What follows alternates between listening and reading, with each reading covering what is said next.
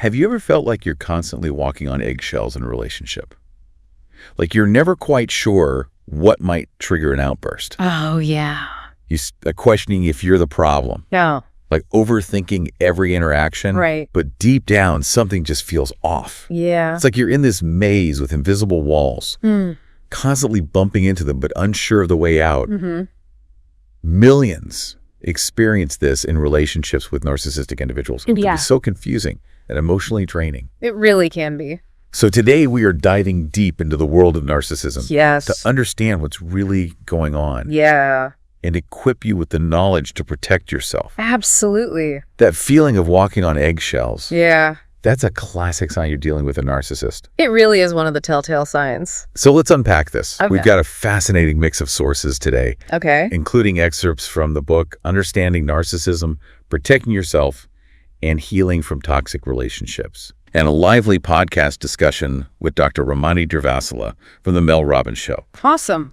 Our mission is to help you spot those invisible walls, understand their impact, and most importantly, find your way out of that maze. It's so important. It's so important.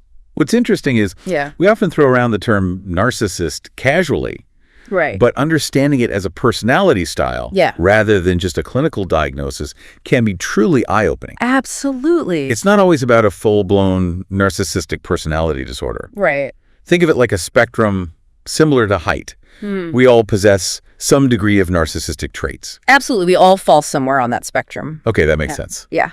So it's the intensity and frequency of these traits that really matter. Exactly. Exactly. It's not just about having the traits. It's about how often and how intensely they're displayed. And that's where the book's insights become really valuable. I agree. It helps us move beyond the buzzword and understand the core traits that define narcissism. It really delves into the heart of it. A lack of empathy is at the heart of it. Definitely. A fundamental inability to understand or share the feelings of others. Yes. But it's not just about being selfish. Right. It's a deeper disconnect. Yeah. It's a lack of that emotional connection, a real inability to step into someone else's shoes and see things from their perspective. And the book doesn't just tell us what narcissism is. It helps us recognize it in action. Exactly. It gives us those real-life examples, those red flags to watch out for. Right. It highlights other key traits like grandiosity. Yes. An inflated sense of self-importance. Absolutely. Sense of entitlement, believing they deserve special treatment. They really do. And a constant need for admiration, constantly seeking validation from others. Yes. They thrive on that attention and admiration. And this is where Dr. Ramani's example from the podcast really hit home for me. Yeah. She talked about how a narcissist might cry at a sad movie, yet treat their own partner terribly. Yeah. That inconsistency between their outward display of emotion and their actions can be so jarring. It can be incredibly confusing and hurtful for those on the receiving end. That's a classic example of what Dr. Ramani calls thank you card empathy. Yes. You know, a beautifully written thank you card might express gratitude. Right. But it doesn't necessarily reflect genuine emotion. Exactly. It's more about following social conventions rather than a true expression of feeling. It's following a social script. Exactly. Similarly, narcissistic individuals might go through the motions of empathy. Yes. But the true emotional connection is missing. It's all surface level. So how do we start to connect the dots between these traits and actual behaviors? Yeah. That's the million-dollar question, isn't it? How can we tell if we're dealing with a narcissist in our own lives? Right. Well, the book and podcast both emphasize trusting your gut feelings. Definitely your intuition is often your best guide. And recognizing patterns. Absolutely pay attention to those recurring themes, those red flags that keep popping up. Don't dismiss those red flags. Yeah. If you constantly feel like you're walking on eggshells, questioning your sanity, or feeling emotionally drained after interactions, it's a sign that something isn't right.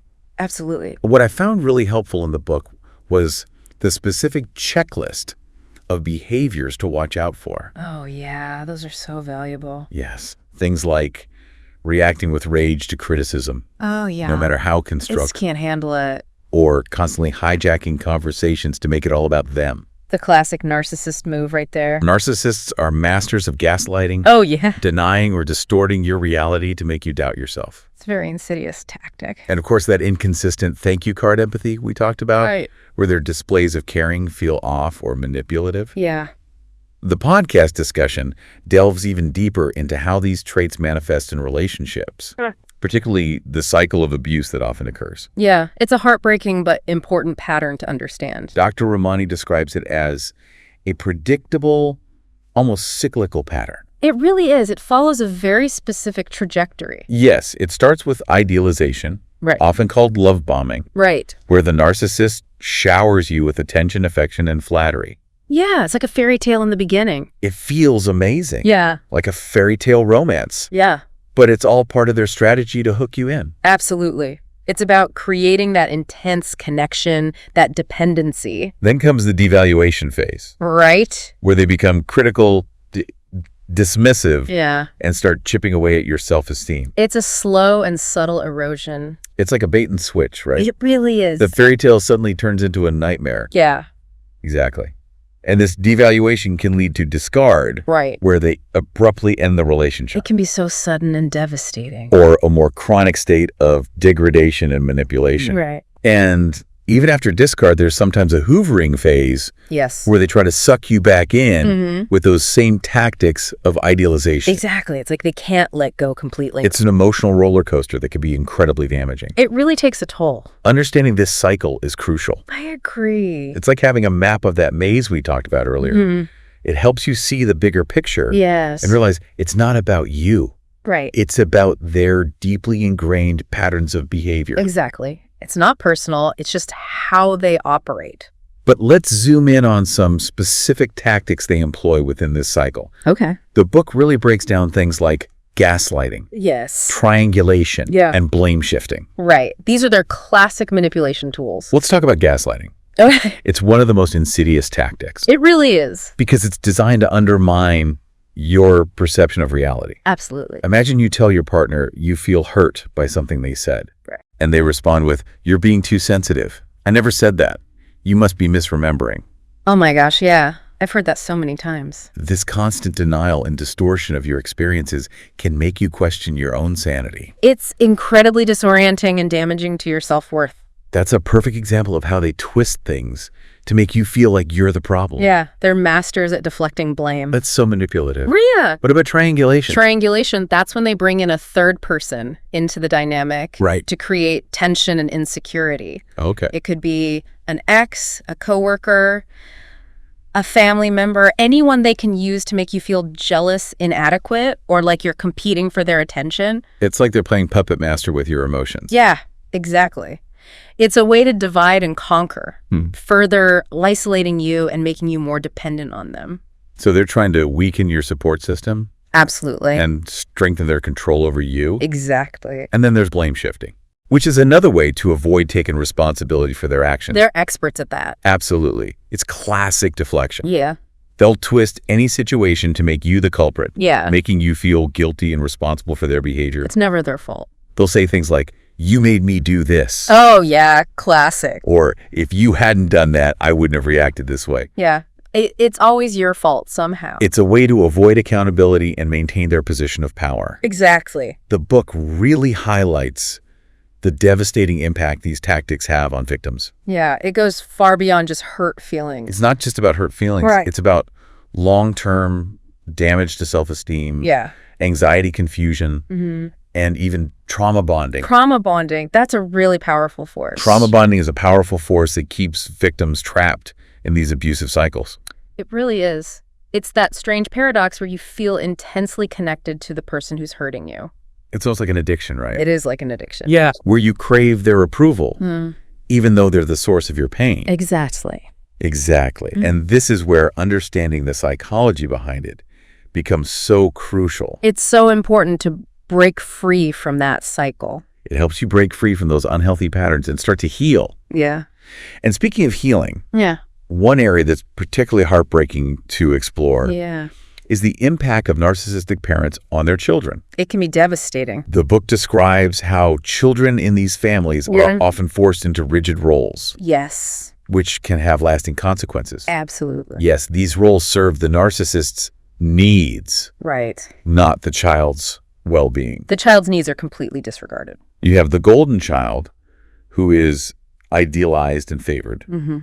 often held up as a reflection of the parent's own grandiosity. Exactly. Then there's the scapegoat, who is blamed and criticized, You're the one who can do no right. serving as a repository for the parent's negative projections. It's so unfair. And the lost child, who withdraws and becomes invisible, Yeah. often trying to avoid conflict or attention. It's a way of coping. It's almost like a twisted family play, It is. It's a very dysfunctional dynamic. with each child assigned a specific part to perform. Exactly.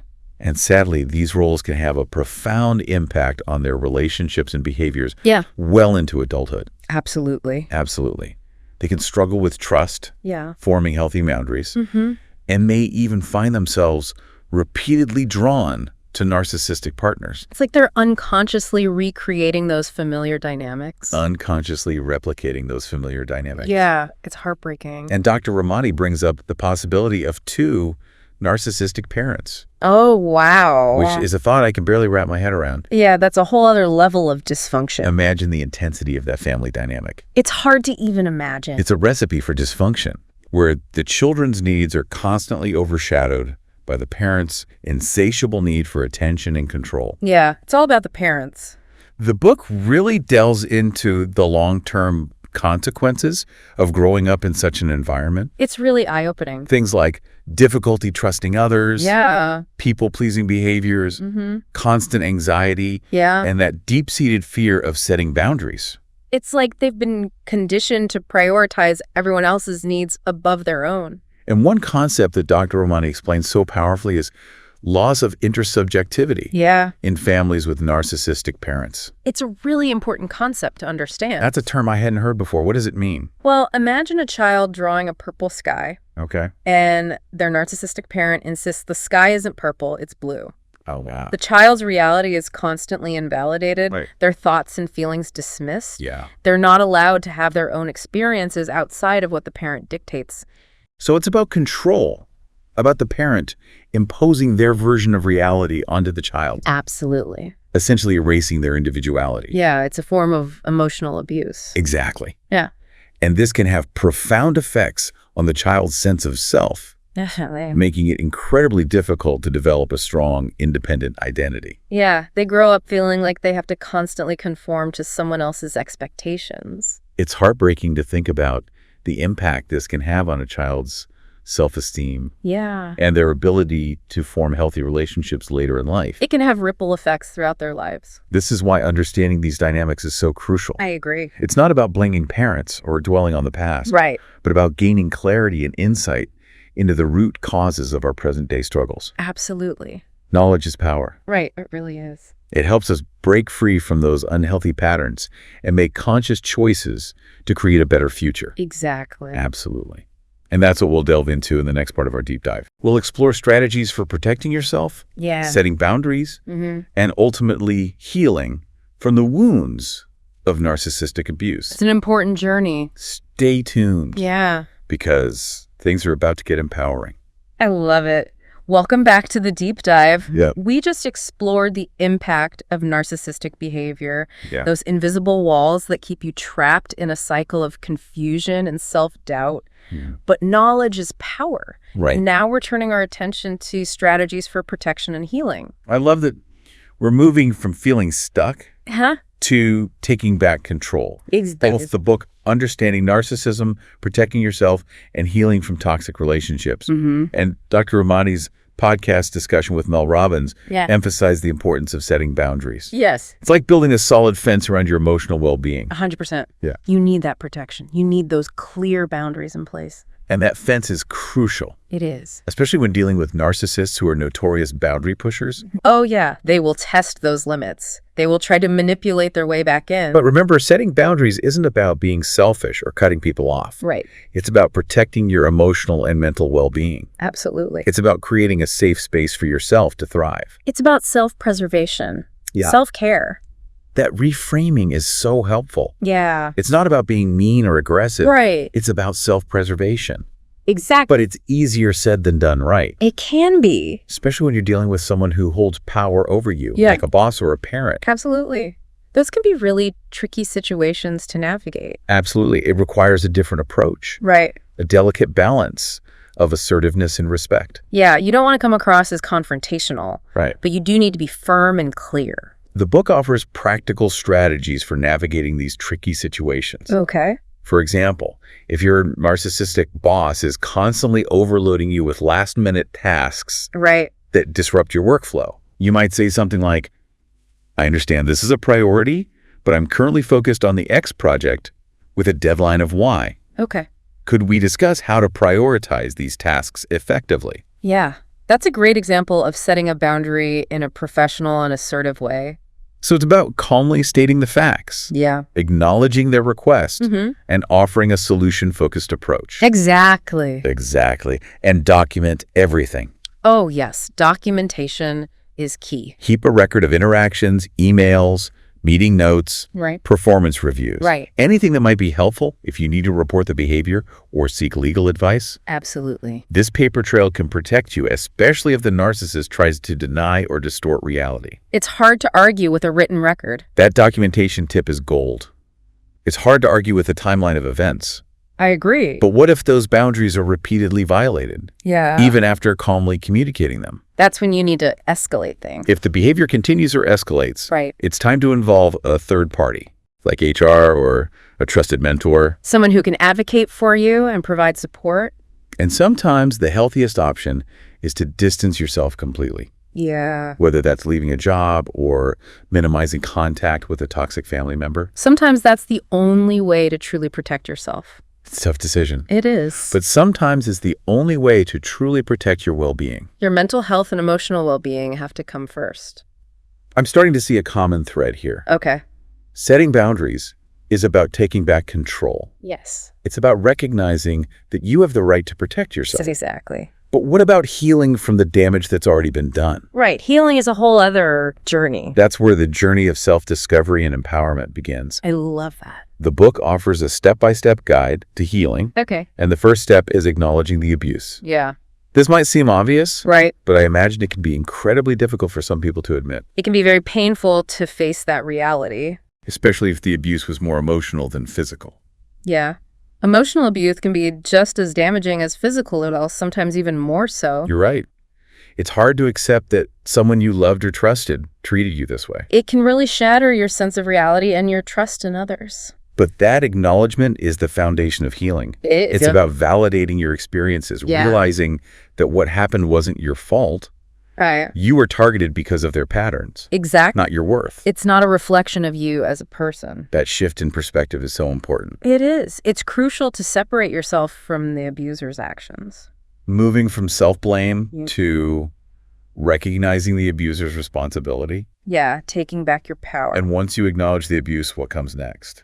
Well, the next step is to allow yourself to grieve.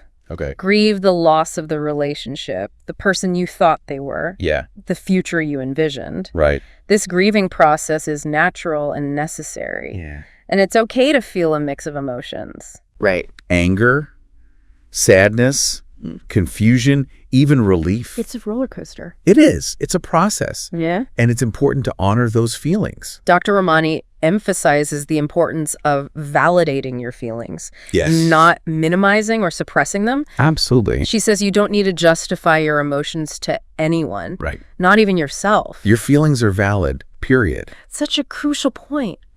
It's about giving yourself permission to feel, Yeah. to process those raw emotions without judgment. Exact. And this is where therapy can be incredibly valuable. Oh, absolutely. Yeah. Therapy can provide that safe space, that support system Yeah. to really unpack those feelings and work through the trauma. Having a safe and supportive space to unpack those feelings and Yeah. work through the trauma can be transformative. It can be life-changing. The book also talks about breaking those trauma bonds we discussed earlier, that Right. powerful, almost addictive connection to the abuser. How do you actually break free from that? Well, breaking a trauma bond is like retraining your brain. Okay. It means stopping seeking validation from the very person who hurt you, Right. which is incredibly difficult. Yeah. But the key is often no contact, Okay. completely cutting off communication with the narcissist. Wow.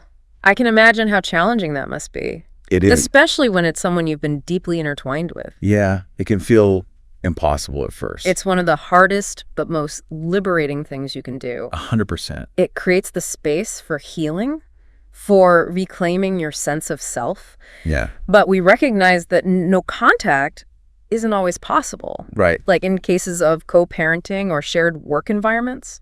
Those can be really challenging situations. In those situations, low contact might be the best option. Yeah. Limiting interactions to only what's absolutely necessary. Right. And keeping them as superficial as possible. Just the bare minimum. Think gray rock. The gray rock technique. Low contact sounds like a form of emotional self-protection. It is. Creating a buffer between you and the narcissist's attempts to manipulate or control. Exactly. You're shielding yourself from their negativity. Exactly. It's about minimizing their access to your emotions and energy. Yeah. And alongside these strategies, the book highlights the importance of challenging those negative self-beliefs Right. that often take root during narcissistic abuse. Yeah. I can see how those negative beliefs develop. Mm-hmm. When someone constantly criticizes, belittles, and gaslights you, Right. it's hard not to internalize those messages and start doubting yourself. Yeah. Your self-esteem takes a huge hit. It's like they chipped away at your self-esteem, Exactly. leaving you with a distorted view of yourself. Yeah. So part of healing is about identifying those negative thoughts Right. and replacing them with more positive and realistic ones. Yeah. It's about reframing those thoughts. Yeah. Challenging those negative beliefs. For example, instead of thinking, I'm not good enough, Right. or I'm always messing things up, Yeah. you might start affirming, I am worthy of love and respect, I love that. or I am capable and resilient. Yes, those are great affirmations. Exactly. Mhm. It's about rewriting those negative scripts, Yeah. consciously choosing to focus on your strengths and accomplishments. Absolutely. And this process takes time and practice, It does. but it's a powerful way to reclaim your self-worth. Yeah, it's so empowering. It's like you're reclaiming your inner narrative, Mhm. becoming the author of your own story. I love that analogy. And this brings us to another essential element of healing, Okay. which is self-care. Self-care is crucial. Self-care is essential for anyone, Yeah. but it's especially crucial for survivors of narcissistic abuse. Absolutely. They need to prioritize their well-being. It's about prioritizing your physical, emotional, and mental well-being. Yeah. It's not selfish. It's an act of self-preservation. Right. So what does self-care look like in practice? Well, it's different for everyone, Yeah. but it's about creating rituals that nourish your soul. Mm-hmm. It could be anything from exercise and healthy eating Right. to getting enough sleep, Yeah. spending time in nature, pursuing hobbies that bring you joy, or connecting with supportive friends and family Yeah. who uplift and validate you. It's about filling your cup so that you have the energy and resilience to navigate the challenges of healing and rebuilding your life. Exactly. Self-care is not a luxury. It's a necessity.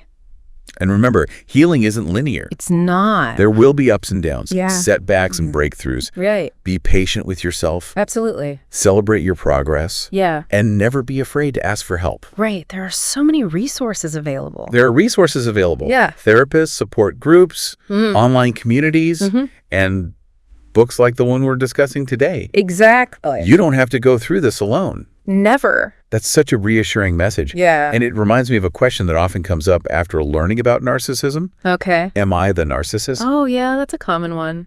It seems like people start to analyze their own behavior Right. and wonder if they're the problem. It's natural to question yourself. So how can we differentiate between normal human flaws and those deeper, more ingrained narcissistic patterns? Well, the book offers a helpful framework for self-reflection. Okay. It encourages you to consider whether you consistently exhibit those core narcissistic traits we discussed earlier. Mm-hmm. Lack of empathy, Right. grandiosity, entitlement, and a constant need for admiration. Right. And if you're truly concerned, it's always a good idea to seek professional feedback from a therapist Right. who can provide an objective perspective. It's about being honest with ourselves. Yeah. Recognizing that we all have blind spots and being open to feedback Yeah. so we can continue to grow and evolve. Absolutely. But it's important to remember that we all have moments of selfishness or insensitivity. We're all human. It's the consistent patterns of behavior Yeah. and their impact on others that really matter. Exactly. If you're constantly leaving others feeling hurt, drained, or manipulated, Yeah. it might be a sign to take a closer look at your own behavior and seek support. Absolutely. There's no shame in asking for help, Not at all. whether through therapy, self-help resources, or connecting with trusted friends and family who can offer honest feedback. Yeah, your support system is so important. And speaking of support, Yeah. one of the things I found incredibly valuable in the book Okay. is the comprehensive list of resources it provides for those struggling with narcissistic abuse. Yeah. It covers therapy options, support groups, online communities, books, Right. and even legal resources. It's a great starting point for anyone who needs help. It's like a lifeline reminding you that you're not alone Yeah. and that there's help available every step of the way. Exactly. And this brings us to the final piece of the puzzle, Okay. the empowering concept that Dr. Ramani calls True North. True North. I love that. I'm excited to dive into this. Yeah, It feels like the culmination of everything we've been discussing, it really is. a way to integrate all these insights and take back our power. Absolutely. Welcome back to the Deep Dive. We've been unpacking the complex world of narcissism, exploring its impact, and equipping you with tools to navigate its challenges. Yeah. In this final part, we're diving into a concept that Dr. Ramani Durvasula calls True North, a powerful tool for setting boundaries and reclaiming your power. True North. Yeah. It's all about aligning your actions with your deepest values. Okay. It's that internal compass that guides your decisions, helping you stay grounded amidst the chaos. So it's not just about reacting to the narcissist's behavior. Yeah. It's about proactively choosing how you want to live Yeah. and who you want to be. Exactly. It's about shifting from a reactive state to a proactive one. Yeah. Instead of getting caught up in the narcissist's drama and manipulation, Right. you're focusing on what truly matters to you. Okay, that makes a lot of sense. Right. But how do you actually define your true north? Yeah, that's a good question. Where do you even begin? Well, it starts with self-reflection. Ask yourself, what are my core values? What do I stand for? What brings me joy and fulfillment? Yeah. What kind of person do I want to be? So it's about getting really clear on your values, Yeah. your priorities, Right. and your vision for your life. Exactly. And once you've identified those guiding principles, Right. they become your compass, Yeah. your true north. Your guiding light. Precisely. Yeah. Let's say your narcissistic parent is pressuring you to attend a family gathering Okay. that you know will be emotionally draining. Yeah. If one of your core values is prioritizing your mental health, Right. your true north would guide you to politely decline the invitation, Yeah. even if it means facing their disapproval. Exactly. You have to put your well-being first. Wow. I'm starting to see how this can really change the way you approach these situations. It's not just about saying no to them. Right. It's about saying yes to yourself Yeah. and your well-being. Absolutely. Exactly. And that's where the real power lies. Yeah. It's about making choices that align with your authentic self, even when it's difficult or uncomfortable. It takes courage, but it's so worth it. This feels like a major mindset shift. It is. Instead of feeling trapped by the narcissist's demands and expectations, Right. you're reclaiming your agency Yeah. and choosing your own path. You're taking back control. And that's the ultimate goal of healing from narcissistic abuse. Yeah. To move from feeling like a victim to becoming a survivor Exactly. and ultimately a thriver. I love that. It's about taking all the knowledge and insights we've gained about narcissism Right. and using them to empower ourselves Yeah. and create a life that is truly authentic and fulfilling. Absolutely. You've hit the nail on the head. It's about taking those lessons and applying them to all areas of your life, Yeah. not just in dealing with narcissists, Right. but in setting healthy boundaries, cultivating self-love, Yes. and pursuing your passions. It's about living a life that's true to you. It's almost like you're creating a ripple effect. The healing you do within yourself starts to radiate outward, It does. influencing your relationships and your overall life experience. Yeah. It's a beautiful thing. And that's the beauty of True North. Yeah. It's not just a coping mechanism. Right. It's a philosophy for living. Yeah. It's about aligning your actions with your values, even in the smallest moments. Exactly. This deep dive has been a journey of discovery, hasn't it? It has. We've gone from feeling confused and overwhelmed to feeling informed and empowered. I'm so glad to hear that. And that's what we aim for here at the Deep Dive, to take complex topics and break them down in a way that feels accessible and insightful, Yeah. giving you the knowledge and tools to navigate life's challenges. We want to empower our listeners. But remember, healing is a process and growth is ongoing. Yep. Keep exploring, keep learning, Yeah. and never be afraid to reach out for support. Right. You are not alone. There are resources available, Right, communities sure. of support, Yeah. and a world of possibilities waiting for you. I I love that. So embrace your true north Yeah. and step confidently into the future. Yes. You've got this. Yes. And until next time, keep diving deep.